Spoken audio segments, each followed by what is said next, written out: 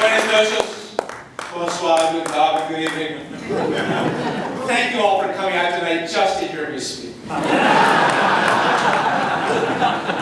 Seriously, thank you for inviting me to be part of the spirited discussion. It's a night for the progressive movement and moment, and I'm just so proud and happy to be here. I always wanted to be an enlightenment candidate. And the Enlightenment's been struggling now for 500 or 600 years to overcome the forces of darkness, the forces of conservatism, and it's very much alive here tonight.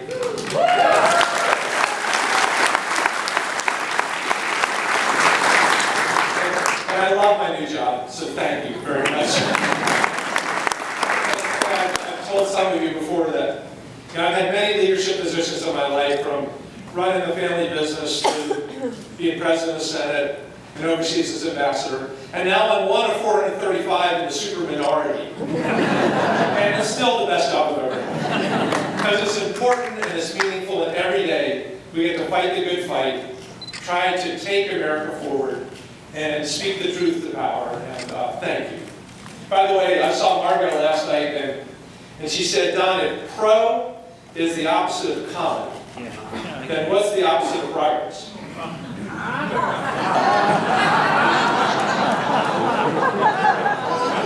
One lame joke per night.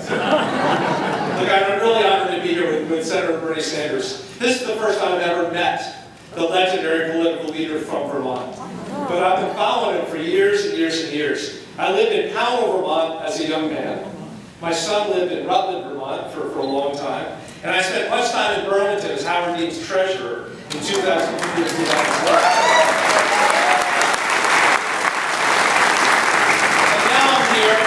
In Arlington with Senator Sanders, who's been shaking up Vermont and national politics for more than 30 years.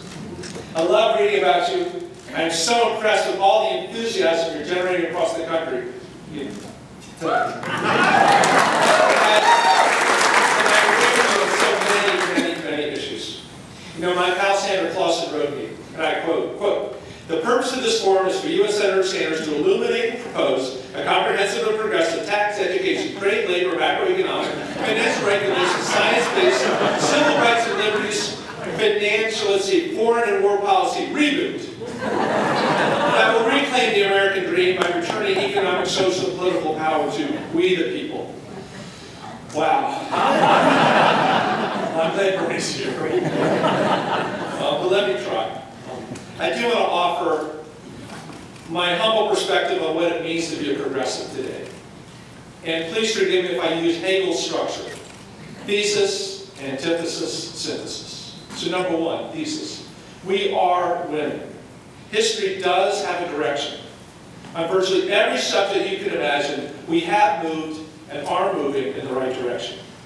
88% of Americans have health insurance. Before World War II, almost no one. Healthcare is the best in human history. Marriage equality is now the law of the nation.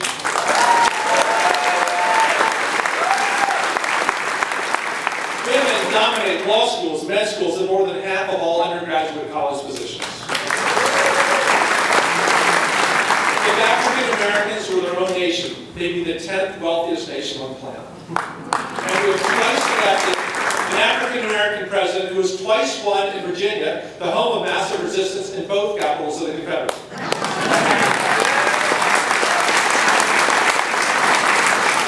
Marijuana has been decriminalized in Washington, Colorado, and the District of Columbia. Since 2007, we have lifted 43,000 people per day worldwide above the $2 per day minimum subsistence line. Fewer human beings, as a percentage of the whole, will go to bed hungry tonight, fewer than at any time in human history.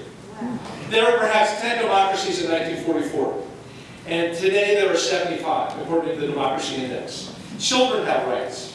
Animals have rights. U.S. literacy is 99%. We have Social Security, Medicare, Medicaid. The Clean Air Act has made our air much cleaner.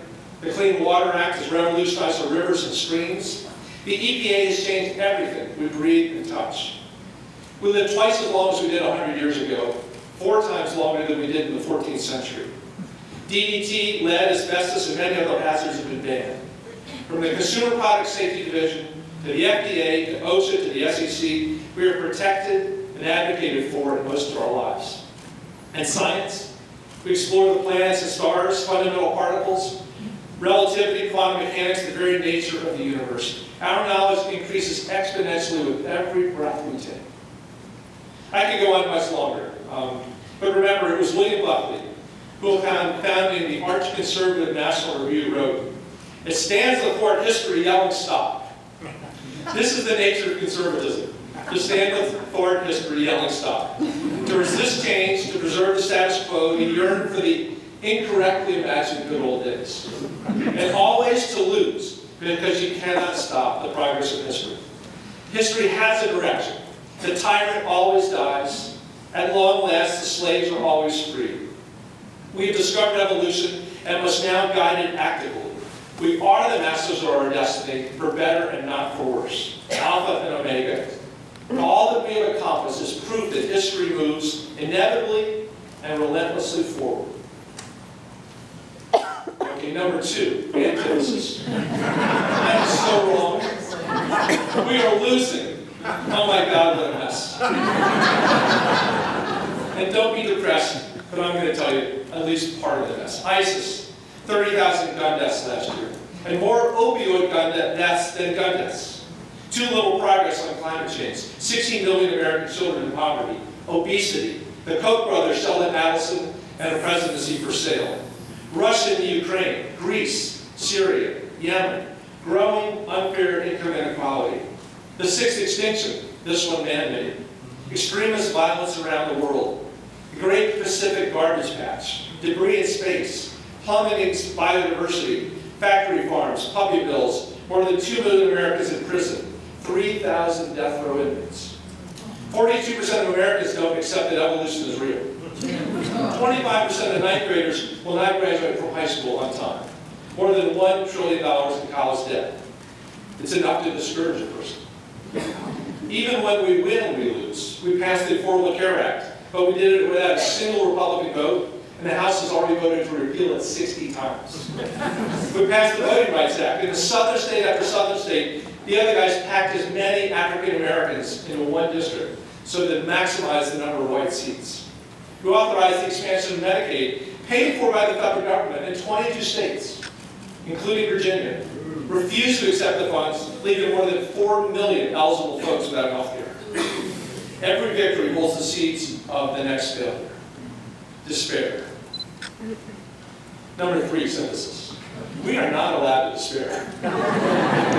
Okay, there is no progressive utopia. We're never going to get to the end. Of course, every time we win, we're going to lose a little.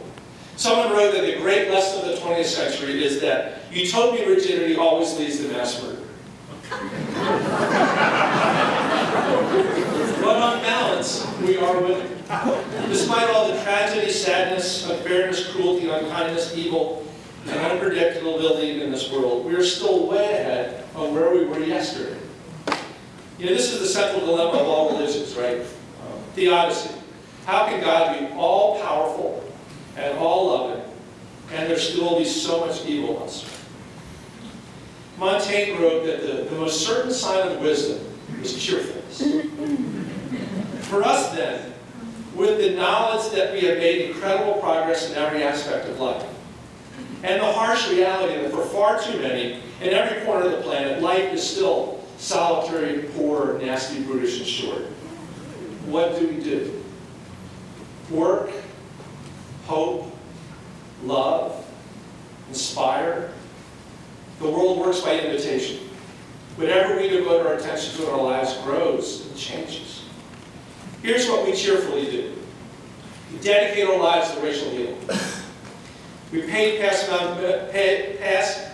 family medical leave, including maternity and paternity leave. We commit ourselves to full employment. We lift those 16 million kids out of poverty. We close the income inequality gap and start with new overtime rules, a $15 minimum wage, a financial transactions tax, and tax credits for corporations. All of them are tax credits. Every American who wants a job has a job. Bring health insurance to the remaining 40 million Americans. Pass criminal justice reform and get nonviolent offenders back to their families and jobs.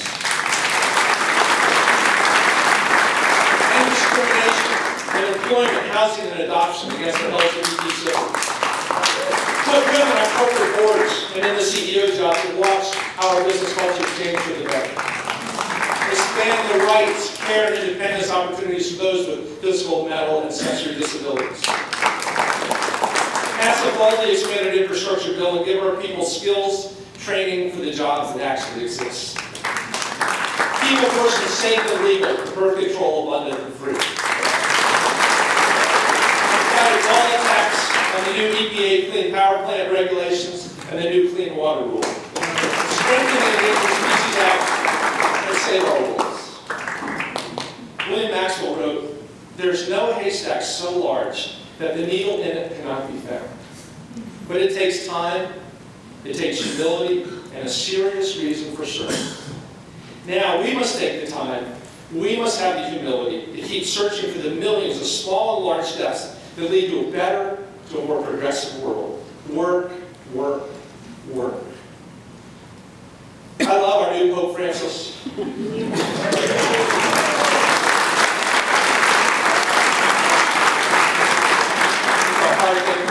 Catholic to say. You know, he took his papal name from St. Francis, who said, "Preach the gospel always, and if necessary, use words."